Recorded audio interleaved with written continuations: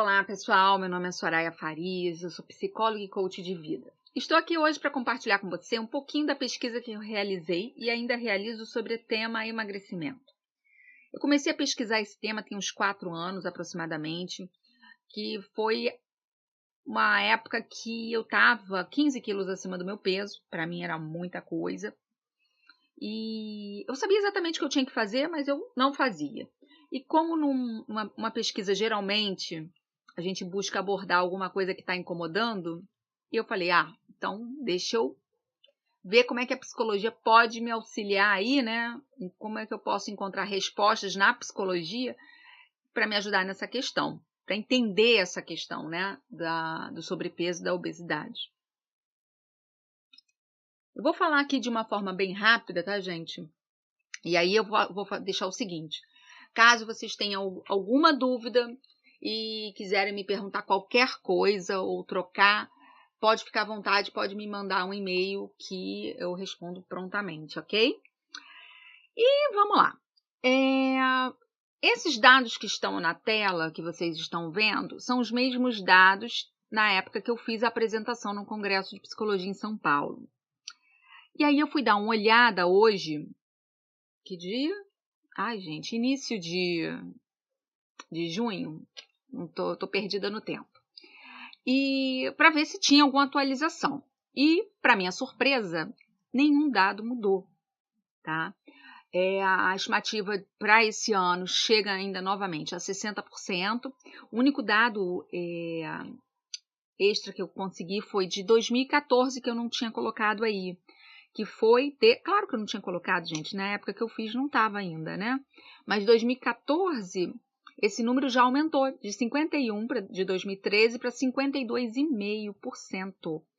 E o prognóstico não é nem um pouco positivo. As pessoas acham que a preocupação com o emagrecimento é uma questão estética apenas, não é. Na verdade, a obesidade ela tem um grande risco de predisposição para doenças crônicas, como hipertensão, diabetes, doenças cardiovasculares e até câncer. Que hoje, inclusive, me assustou até esses dados, representa 72% de óbitos no país. Então, é algo que a gente realmente precisa prestar atenção, né? E uma coisa que eu trouxe comigo logo no início, né? A primeira pergunta que eu me fiz, e aí eu deixo essa pergunta para você também, você já parou para pensar quais os benefícios que alcançará ao escolher emagrecer? E o porquê de você querer emagrecer? Essas são 2 perguntas que você precisa levar com você durante todo o processo, ok? Até porque eu vivenciei as dificuldades de emagrecer e acabei me interessando em estudar o comportamento alimentar. E eu percebi que para emagrecer, gente, não basta apenas manter uma alimentação saudável, não. É necessário ajustar a nossa forma de pensar e, além disso, prestar atenção ao emocional. É muita coisa, né? Mas é isso mesmo. Depois vai ficando mais fácil, tá?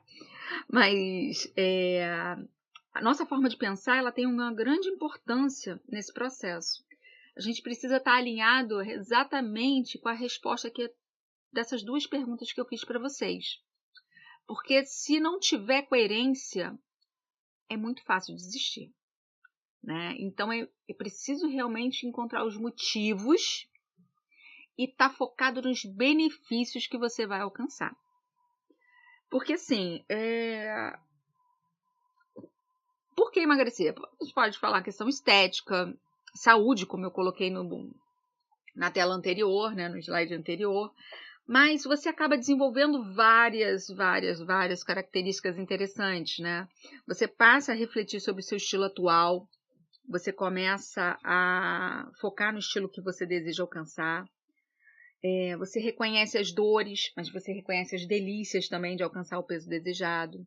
Você passa a planejar as rotinas do seu dia a dia, você escolhe viver de uma forma mais saudável, você reconhece as emoções vivenciadas, medo, raiva, alegria, felicidade, enfim, ansiedade. Você passa a se conhecer melhor, porque hoje eu percebo o seguinte, a maioria das pessoas elas vivem no automático. E o automático não é vida, gente, é sobrevida. É muito pensando como se fosse um robô, né?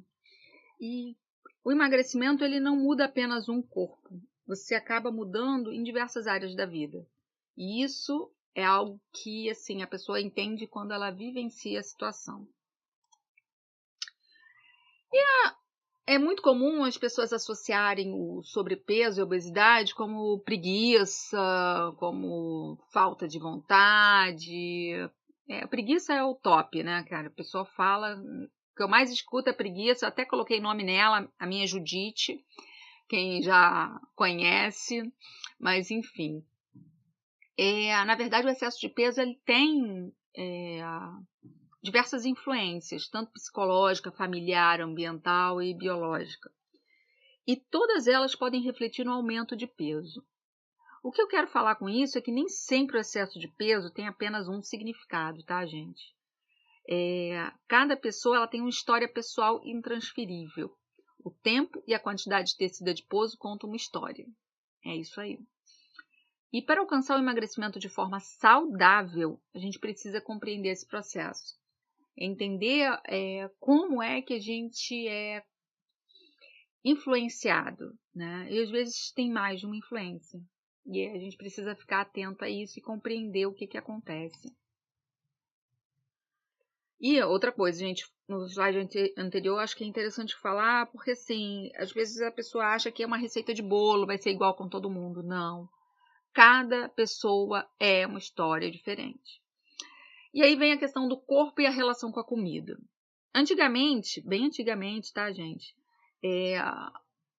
Existia uma falta de comida, né? Então, na verdade, você ser gordo era um sinônimo de formosura e prosperidade. A pessoa gorda era rica, entendeu? Ela mostrava a riqueza dela através da barriga. E além disso, isso até hoje, né? Todo mundo gosta de compartilhar afeto e costume através da comida. Vamos tomar um café, leva um bolo, leva chocolate. E aí a relação com a comida ela foi se diferenciando com o tempo. Eu gosto dessa questão histórica, eu gosto de compreender todo esse desenvolvimento. Eu acho interessante isso, até para a gente observar que escolhas que a gente faz, né? Aí tem o dado aí que a partir de 1975 é que a obesidade passou a ser vista realmente como doença e muita gente ainda não percebe a obesidade como doença, apesar de ser. E aí, assim,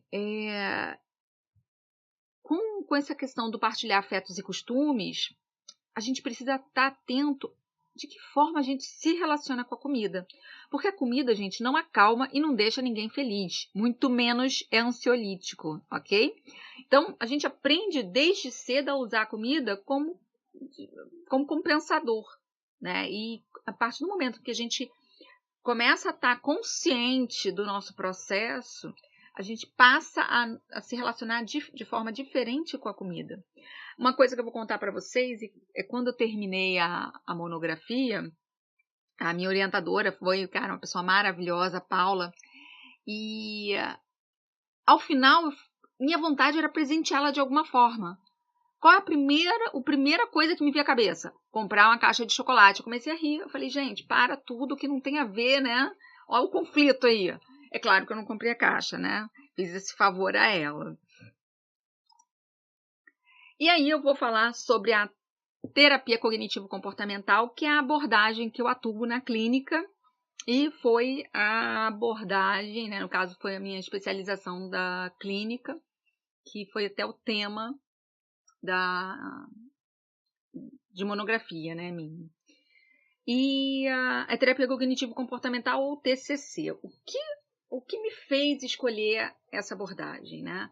Eu gosto da TCC porque ele é uma abordagem terapêutica diretiva e semi-estruturada, que visa a resolução de problemas, ou seja, existe uma relação realmente cliente-terapeuta, é ativo, não é a terapia que eu vou ficar parada escutando, não, eu vou perguntar, vou interagir muito com o cliente, com foco, né, com foco no que a pessoa quer. Então, existem metas, tarefas entre as sessões para que a pessoa possa alcançar o que ela deseja. É claro que nesse meio do caminho podem ter outras coisas e a gente vai trabalhar, mas tem um foco principal, né? E isso é um importante. E o cliente, uma coisa que eu gosto é que o cliente aprende a ser seu próprio terapeuta. Durante a terapia, a pessoa aprende técnicas para usar no que ela quiser. Pode ser até ela pode ir, vamos supor, para emagrecer, vai aprender técnicas que ela pode usar numa outra questão que não tem nada a ver com emagrecimento. Então, a pessoa se empodera, eu acho isso muito legal. E é importante que, assim, quando a gente fala da terapia cognitivo-comportamental, as 3 características comuns, né, da abordagem é que ela considera o comportamento influenciado pela cognição ou pelo pensamento. Esse pensamento ele pode ser monitorado e modificado, e o comportamento desejado pode ser alcançado a partir da mudança da cognição.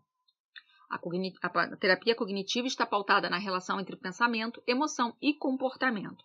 Então, vamos supor, uma pessoa deprimida, ela tem muitos pensamentos negativos. Para que possa mudar isso, é preciso mudar os pensamentos, né? É igual pensar assim,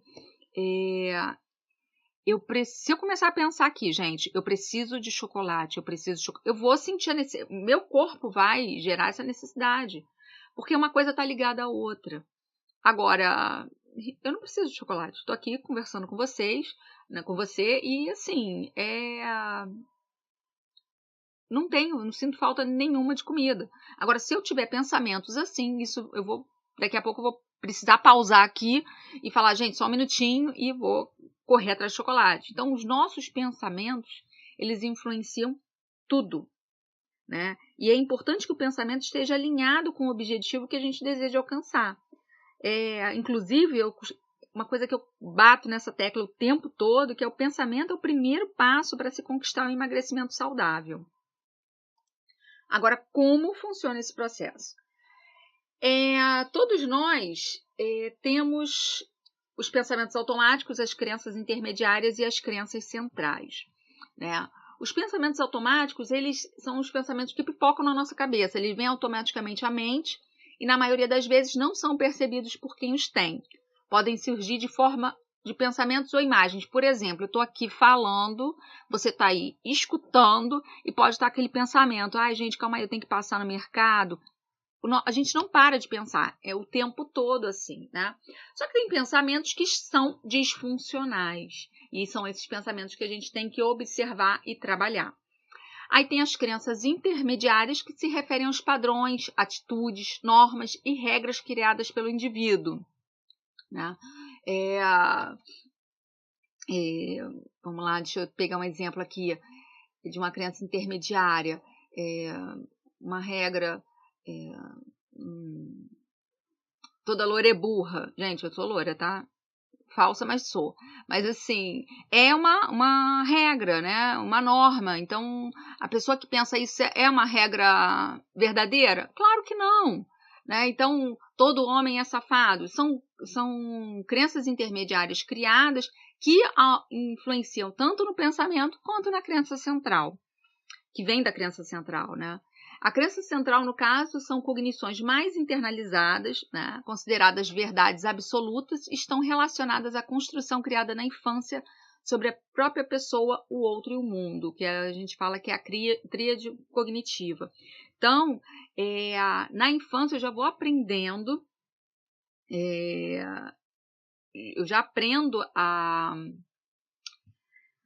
pensar de uma determinada forma que eu levo como verdade para a minha vida. E isso influencia nas crenças intermediárias e nos pensamentos automáticos. E aí vem o que a gente faz com isso, né?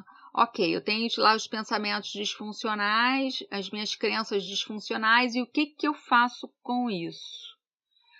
Então, quando a gente tem um pensamento disfuncional, a gente precisa trabalhar, porque ele pode prejudicar qualquer processo de mudança. Se eu quero emagrecer, e eu começo a pensar que é muito difícil, eu não consigo, existe uma crença lá atrás da pessoa de desvalor, por exemplo, né?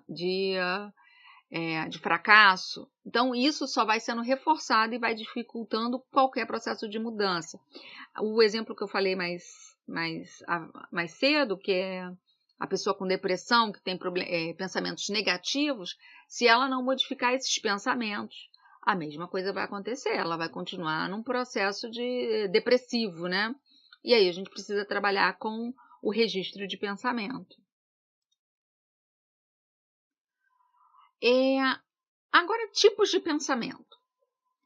Tem 4 tipos de pensamentos que vêm à nossa mente, que é muito comum. Você pode se identificar com algum desses ou com mais de um, que é o primeiro é o permissivo. Ele sempre vem acompanhado com justificativa. Tem gente que vocês vão falar, eu conheço gente assim. Sempre tem uma justificativa. E aí eu vou dar exemplos na parte de emagrecimento. Sei que para emagrecer preciso praticar atividade física, mas estou tão cansada. Eu não tenho tempo. Gente, tempo, 24 horas para todo mundo. Então, assim, falta uma organização aí. Outro tipo de pensamento é o negativo. Ele acompanha um erro cognitivo de catastrofização. Então, a pessoa, assim, tudo é um terror. Se a pessoa errou, pronto, acabou o mundo. Então, acabei comendo o que não devia. Sou um fracasso mesmo, não adianta. Faz logo um drama. Isso é comum. A pessoa está vivenciando isso por conta desse tipo de pensamento. Tem o tipo de pensamento de autorização. Ele desconsidera alguma ou todas as propostas do programa. Não preciso fazer registro de pensamento, só nas sessões eu consigo mudar. É engraçado que, assim, esse para mim é um dos tipos mais difíceis, a pessoa tem que conscientizar disso. É igual a pessoa vai procurar vou até tirar da parte daqui, tá? Da terapia ou do coaching. A pessoa procura um médico homeopata. Aí o médico vai passar lá os remedinhos, né, da homeopatia. E o cara fala que não acredita naquilo. Gente, para que a pessoa vai buscar um homeopata? Então, é mais ou menos a pessoa busca, ela acaba num ciclo de autossabotagem e ela não se percebe nisso. Ou uma pessoa que busca um médico, mas não quer tomar remédio, sabe? O simples fato de ir ao médico não vai mudar nada, né? Então, assim, é preciso olhar para esse tipo de pensamento. E tem também os estressores, que aí a pessoa vai criar metas irreais. Se eu não fizer tudo certo, significa que eu não consigo. Eu quero, emagrecer 20 quilos em uma semana. E por aí vai. A pessoa vai se colocando metas irreais para mostrar, tá vendo? Eu não consigo. É uma maneira de comprovar a ineficácia dela. E depois de já estar atento aos pensamentos, é a vez de ficar atento aos estímulos que recebemos no dia a dia. É isso aí. Então, vamos lá. Só recapitulando. Foco no pensamento. Então, a gente precisa estar realmente atento ao tipo de pensamento que a gente vem, se ele está em equilíbrio com as nossas metas. Depois disso, a gente precisa estar atento aos estímulos que nos influenciam. Só lembrando que é assim, o que você realmente deseja? Que mudanças você deseja em sua vida?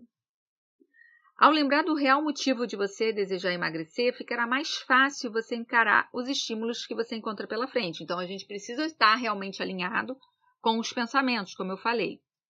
E aí vem os estímulos ambientais, que é visão, cheiro de alimento. E, cara, esse é incrível. Tem aquela foto daquele bolo de chocolate ou daquele pudim. Aí tu fala, caraca, tu vê, chega a boca a salivar. Né? Tu fala, já imagina que aquilo lá é maravilhoso. Aí tu come, tu fala, cara, não é nada daquilo. Pô, ruinzinho, fraquinho, nem precisava comer isso. Né? Então, perceber que o estímulo, muitas vezes, nos engana. Um cheiro e um aspecto, muitas vezes, não é o que ele realmente apresenta. Tem o biológico, né, que é a fome e sede, e aí a gente precisa estar atento realmente se é fome realmente que a gente está sentindo, porque muitas vezes as pessoas acham que estão sentindo fome e, na verdade, é sede. Confundem, por incrível que pareça. Então, antes de você buscar comida, vai beber um copo d'água, porque às vezes passa, é sério. Tem os estímulos emocionais, que é aquilo que eu falei lá no início, que sobre a comida, né? Não deixa ninguém feliz, não acalma, não é ansiolítico. Tem os estímulos mentais, que é a imagem sobre o ato de comer e o comer. A pessoa já imagina todo o prazer, né? Aquela coisa toda, e isso realmente leva a querer comer, né? A realmente passar do imaginário para o concreto. E os estímulos sociais, né? Que é fazer parte de um grupo. Às vezes a pessoa chega, vamos sair, fulano, e a pessoa vai para um barzinho e pronto, já era. Então, o social ele tem uma influência muito grande, né? E é algo que você precisa estar atento. Os relacionamentos, ele realmente tem um grande valor aí.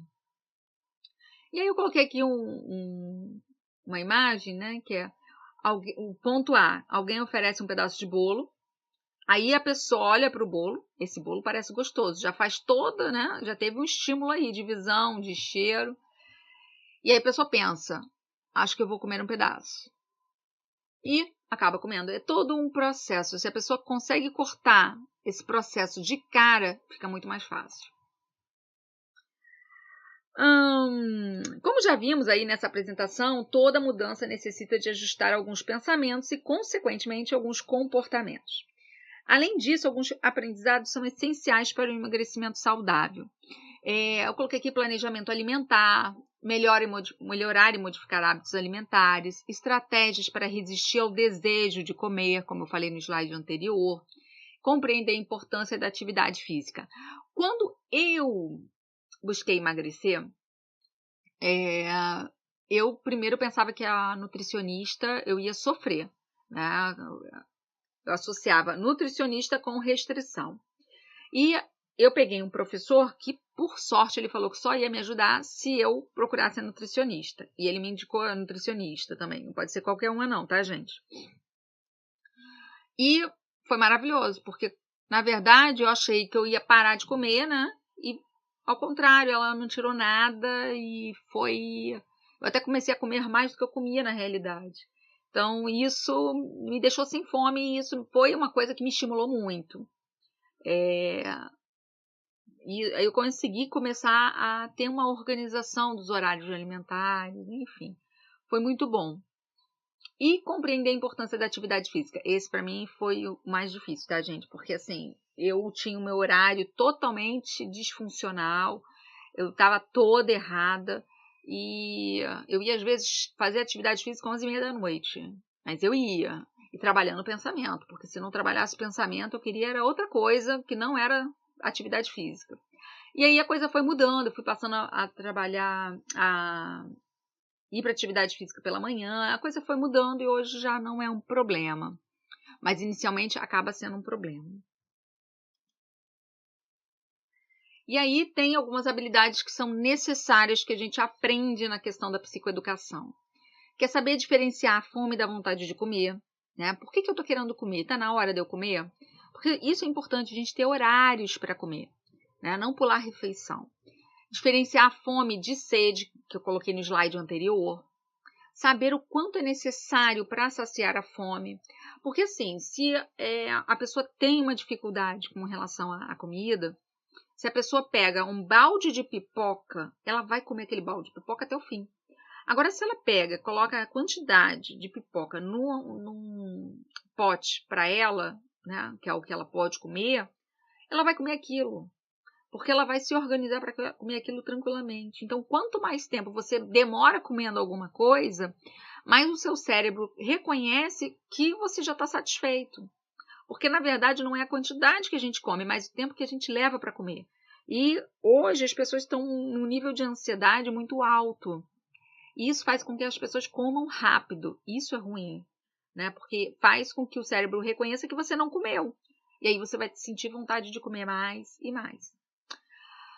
Não buscar comida como forma de conforto, que aí você vai só no chicotinho, né? Vai ficar lá, não adianta, eu não consigo, só crítica. Isso vai abalar a sua autoconfiança e, consequentemente, a autoeficácia do processo de emagrecimento.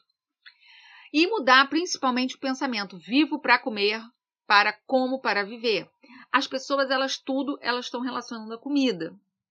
Então é importante perceber o alimento não como algo maravilhoso. Gente, faz outra coisa que seja maravilhosa. Existem outras possibilidades. Eu não vou nem falar aqui que possibilidade você poderia fazer, mas imagina, seja criativo, ok? E ter consciência que uma reeducação alimentar é para sempre, não é dieta. Dieta está associada sempre a castigo, é restrição. É reeducação alimentar. Quem me acompanha lá no Facebook vai me ver, vai ver foto eu comendo bolo de chocolate, vai me ver comendo brigadeiro, vai me ver tomando um chopp com os amigos, porque eu vivo uma atividade normal, nada de dieta restritiva, nada disso. Mas essa não é o meu dia a dia, isso não é a minha rotina.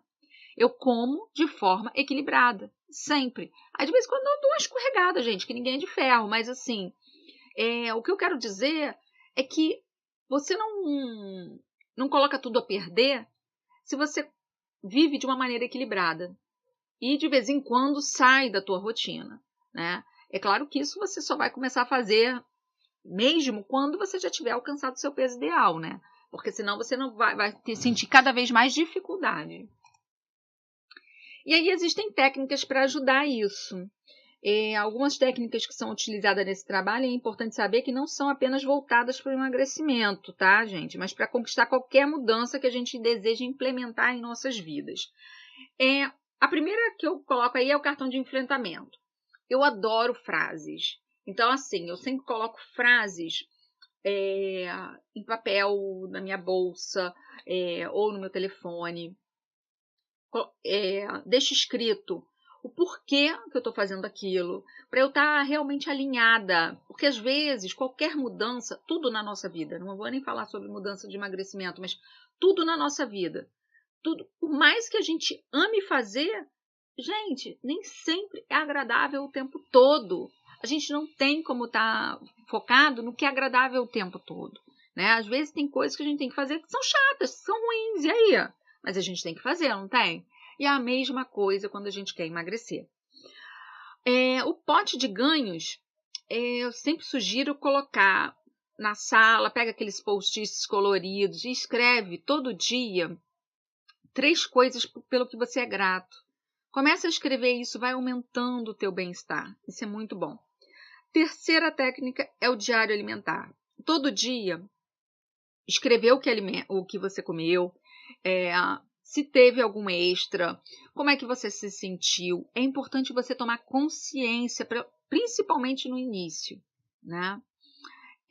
O modelo. O modelo é uma pessoa. Escolhe uma pessoa que você gosta, que seja da tua realidade, que tenha características que você admira, né? E busca ver o que essa pessoa faz e busca modelar. Isso é legal. O 100 Happy Days, ele tem um site, tem em português também, se vocês procurarem. São 100 dias felizes. E aí é um projeto que eles te convidam a participar. Eu, na época, eu fiz. Eu, de vez em quando, eu faço, né? Participo novamente. E fiz no Instagram. São 100 dias que eu fotografava 100 dias. Eu até passei de 100 dias. Vendo uma coisa boa na sua vida. Porque a gente vive de forma tão automática. Vou repetir isso novamente. Que a gente deixa a vida passar e não percebe o que tem de bom nas mínimas coisas, né? Outra coisa também é blog ou Instagram. Você compartilhar com outras pessoas que estejam passando pelo mesmo processo, né? Colocar um prato, tem gente que odeia foto de prato, gente, mas olha só, é só não seguir. Mas isso ajuda muito a pessoa e eu acho que é legal você estar em contato com outras pessoas que estejam com o mesmo foco que você. E a tão falada motivação. Aqui eu vou falar de 2 tipos, tá? 2 momentos da motivação, na verdade. Os estágios e, no caso, os motivadores, né? A motivação é uma força emocional que nos motiva a fazer algo. Somos motivados por fatores internos e externos. Quando eu digo externo, pode ser um elogio, um reconhecimento de alguém. E interno está relacionado à satisfação pessoal, a perceber que você está alcançando um objetivo e superando etapas. Esse eu acho o principal, tá, gente? A gente ter o motivador interno, intrínseco, é o mais importante. Mas nem todos se motivam da mesma forma.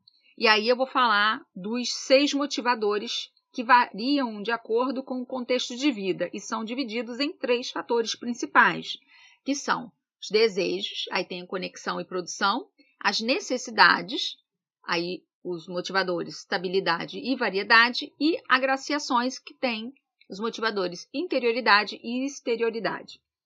Os motivadores relacionados ao fator do desejo, que é a conexão e produção, no caso da conexão, as pessoas valorizam mais a interação e os relacionamentos, né? O grupo tem mais importância para esse tipo de motivador. É bem interessante uma pessoa que tenha um fator motivacional de conexão, ela participar de aulas em grupo, né? Uma atividade em grupo sempre, ela vai se motivar mais. Agora, uma pessoa produtora, ela já gosta das conquistas, elas querem resultados. Eu sou, na época, eu não tenho esse teste atualmente, né? Mas assim, eu sou uma pessoa muito mais produtora do que conectora, né? O que eu fiz? Tem um aplicativo da Nike que você meio que compete, né? Nossa, naquela época eu queria ser sempre em primeiro, então sempre fazia atividade física, eu estava sempre correndo, não faltava um treino, porque eu queria lá deixar o meu tempo lá, porque tinha os colegas, e já cheguei a ser primeira, nossa, ganhei medalha da Nike, gente, do aplicativo, mas aquilo me incentivava, me deixava inspirada a continuar, por conta do motivador. Então, percebem, quando a gente tem um motivador, a gente faz coisas de acordo com o nosso tipo motivacional, tem vários ganhos, isso é bem legal. O segundo fator, que são as necessidades, tem como motivadores a estabilidade e a variedade. Pessoas que têm como motivador a estabilidade são pessoas que preferem a rotina, elas gostam de regras, são mais organizadas. Já o motivador variedade, o próprio nome já diz, são pessoas que gostam de variedade, mais espontâneas e não gostam de rotina. Como colocar isso para o emagrecimento? A pessoa que tem estabilidade, é interessante colocar uma atividade que ela goste e ela vai ficar lá bonitinha, né? Não muda. A variedade é uma pessoa que vai buscar natação, vai buscar corrida, vai buscar musculação, ela vai buscar outras atividades, ela precisa desse mix, porque ela ficar numa coisa só, enjoa. E isso precisa ser respeitado. Tem gente que fala, você não faz nada, né? Não investe. Não, a pessoa às vezes ela precisa desse movimento. E qual o problema, né? E no terceiro fator, a gente tem interioridade e exterioridade. As pessoas motivadas a partir do motivador interioridade são pessoas que percebem que seu trabalho faz alguma diferença na vida das outras pessoas. Já as pessoas motivadas pela exterioridade gostam de reconhecimento, valorizam o crescimento e às vezes até são vistas como egoístas, mas não tem nada a ver, tá, gente? Aquela coisa do elogio, para a pessoa que tem interioridade, isso não é importante, mas a pessoa que tem o motivador exterioridade, ser elogiada é muito importante, é fundamental para que ela seja reforçada e continue na atividade, né? Agora, saber o perfil motivacional, gente, faz toda a diferença na hora de escolher a atividade física. Percebem? Quando falamos em mudança, é preciso compreender também os estágios que cada um passa da mudança. Espero que essa parte tenha ficado clara. Eu falei pouco a respeito disso, mas lá no meu blog, eu vou colocar o texto que fala sobre motivação aqui, o link, tá bom, gente? Embaixo para vocês. E assim, voltando aqui, né? Quando a gente fala de mudança, é preciso compreender também os estados, né? Os estágios, né? Que cada um vivencia no processo de mudança. E aí, assim, a gente começa com a pré-ponderação, na verdade, que nessa etapa a pessoa não percebe a necessidade de mudança. Tipo, a pessoa pode estar com sobrepeso imenso, com doenças, mas ela não reconhece que ela sempre vai ter uma desculpa que não precisa. Agora, chega na ponderação, ela percebe a necessidade de mudança, mas sempre tem uma justificativa que, eu não tenho tempo, aí fica na dúvida se vai começar, não vai começar, fica naquele vai e volta, né? Quando a pessoa alcança a determinação, ela reconhece a necessidade realmente de mudar. Então, ela eu quero mudar, eu vou mudar, e aí é importante que ela já parta para ação, porque senão ela pode voltar para a ponderação. Isso tudo, gente, é que a gente vivencia em qualquer mudança, tá? Qualquer mudança que a gente precise implementar na nossa vida, isso acontece.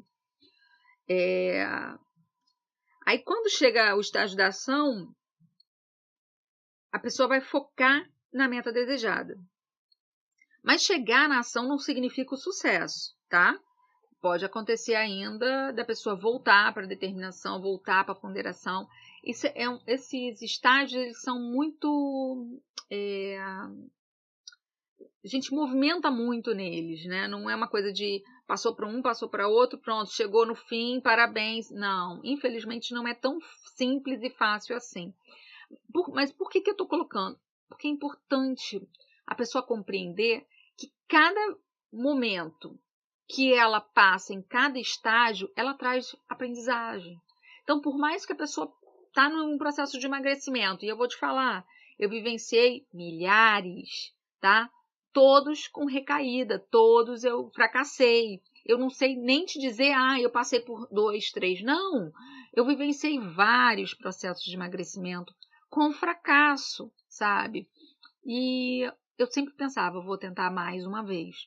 E vou tentar mais uma vez. E hoje eu percebo, coisa que eu não percebia naquela época, que a cada tentativa eu tinha aprendizagens ali, né? A cada tentativa tinha algo de diferente que acontecia. E naquela época eu não percebia. Hoje eu consigo perceber. Por que eu não percebia? Por conta de viver no automático. Por isso que eu falo, gente, vamos estar atento ao processo, né? A partir do momento que a gente fica atento ao processo, a gente vivencia as coisas com mais facilidade, com mais responsabilidade. Aí chega a manutenção, que é você já alcançou o que você quer, e aí você só vai manter. Manter, pronto, acabou. Aí chega, pena aqui que eu não coloquei, mas mereceria até um troféu. Chegou nesse momento, merece um troféu. E não significa que a pessoa não vai ter recaída nunca, mas é preciso estar atento. Atenção é o ponto mais importante do processo de qualquer mudança. E aí vem a assertividade, gente. É um tema que eu adoro trabalhar, até porque a assertividade na vida é tudo. Assertividade é uma manifestação da possibilidade dialética da comunicação. Eu ganho e você ganha. Ou seja, uma comunicação criativa, transparente, por meio da qual as pessoas expressam suas necessidades, seus pensamentos e sentimentos de forma honesta e direta, sem violar os mesmos direitos dos outros. Infelizmente, muitas pessoas acabam acreditando que, ao serem assertivas, vão magoar o outro. Mas com isso não percebem que acabam falando sim para o outro e não para si mesmo.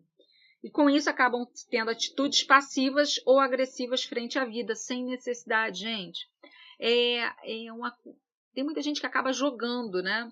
Eu vou fazer isso, porque se eu fizer isso, o fulano vai fazer aquilo. Não, gente, ele não é obrigado a fazer só porque você está fazendo. E aí a gente precisa ter consciência disso. Além disso, é importante colocar que ninguém é responsável pelo sentimento do outro.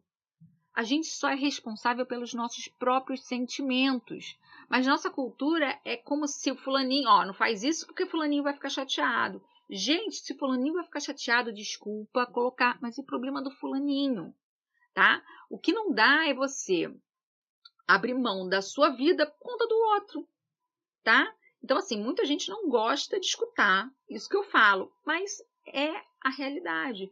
Quando você diz sim para o outro, não que você não vai dizer sim, tá, gente? Não vamos levar isso a ferro e fogo, mas Você precisa considerar o que é importante para você. Isso é fundamental, porque se você não cuidar de você, quem é que vai cuidar? Essa é uma pergunta que eu sempre faço. E as bases da assertividade são a boa autoestima, a empatia, a adaptabilidade, autocontrole, tolerância à frustração e sociabilidade. A partir do momento, gente, que a gente atua na vida de forma assertiva, a gente escolhe a nós mesmos. Foi o que eu coloquei para vocês, né? Se a gente não cuidar da gente, quem é que vai cuidar? É importante colocar que não somos responsáveis pelo que o outro pensa e sente. Gente, isso dá muito trabalho. Como eu coloquei, eu sou responsável pelo que eu sinto, pelo que eu penso. Isso não é egoísmo. Teve uma vez uma cliente falou para mim, Soraya, mas isso é muito egoísta. Até eu fiquei assim, eu falei, gente, será que eu sou egoísta? Eu falei, não, gente, para, ela quase me enganou. E depois ela até, no processo, se ela assistir isso, ela vai se identificar. Que ela falou, agora eu entendo exatamente o que você quer dizer. Porque a partir do momento que a gente vivencia, a gente aprende desde cedo que somos responsáveis pelo outro.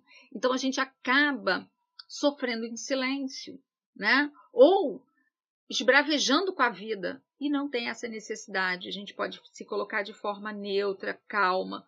Isso não significa que ser passivo, ser agressivo é errado, não é isso. Mas a gente precisa equilibrar isso e ver o que é importante para as nossas vidas, né? Então, gente, é isso. Chegamos aí ao final dessa apresentação. Espero que você tenha gostado e espero que tenha sido útil para você, né? Ficado esse tempo aí. Aproveitem, tá bom? Um grande beijo e até a próxima.